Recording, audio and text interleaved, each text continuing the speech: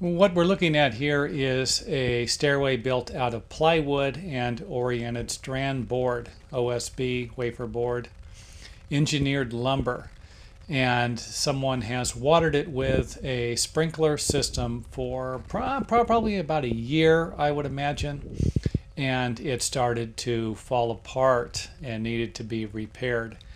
And this is something that you are going to run into if you put enough water on an exterior stairway built with engineered lumber like plywood, oriented strand board. And of course, some materials like particle board won't last very long at all if you put enough water on it. There are different grades of plywood you can use. This is something you should be aware of. There are interior and exterior grades. And then there are, of course, even stronger grades like a marine grade plywood. This is actually used for boats. And it's expensive, and you're probably not going to be able to find it at your regular home improvement center. You might need to go to a lumber yard to find that stuff.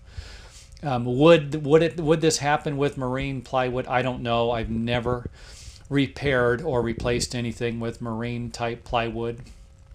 Remember, most of the videos that I make, I should say all of the videos I make, are based off of things that I've experienced or dealt with personally. So this is actually a stairway that I repaired and replaced, and I actually repaired it a long time ago. I was the one who put the exterior grade OSB wafer board over the landing and the first step there that was already damaged. The plywood, of course, was damaged. That was the reason why I came there the first time. And I would imagine, just guessing at the damage here, that it was caused by the same thing. The first time I went to look at the property, and of course this is a mobile home, the step was damaged in the same spot. And a few years later, I think it was about 3 years later, I went back and it was damaged again in the same spot. But this time I actually got to see the sprinkler. It was left out there and of course provided me with a nice clue of what actually happened. And I wouldn't be making this video if I didn't go back and take a look at the project and actually find the sprinkler. You know, these are the clues you're going to look at while you're inspecting the property and trying to figure out what actually happened. So you can actually see here where we have the mold, the mildew, the fungus. The white stuff is a fungus, the black stuff is a mold.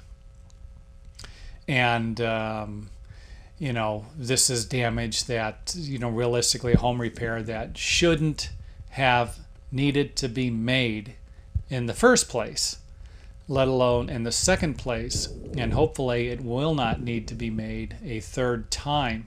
I did warn the property owners and a couple of their relatives that they shouldn't be watering the sprinklers, and they now have watering the stairway with the sprinklers, and now they have a pretty good idea that they shouldn't be doing this, and the reasons why, by the way. As I removed the damaged stairway, they could actually see all of the problems that you know, all of the mold and the mildew and the rotted wood, and this gave them a pretty good clue. You know, and one more thing that actually happened to this stairway is that it actually fell off of its footing. It just had a little concrete pad underneath it, and it actually slid off of it. That is going to add to the problem also. But obviously watering the stairway with the sprinkler was what caused most of the damage. So there you have it. Reason why I made the video was to warn people in the future. You know, and again, keep in mind, these people who caused the damage to this particular stairway are over 30 years old, and a couple of them are actually over 60 years old. So this is something that, you know, they had no idea of, no clue. And this is reason why I'm making these videos, as some of you know, to warn people and prevent you from ending up with future home repair bills that realistically shouldn't be necessary.